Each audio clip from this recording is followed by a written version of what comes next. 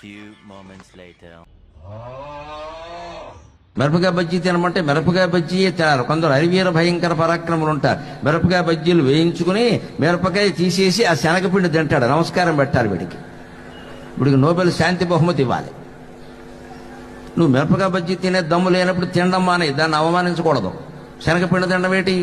శనగపిండి తింటానంటే ఒట్టిపిండి కలుపుకుని తిని, మిరపకాయ ఎందుకు అంటే దమ్ము లేదనమాట.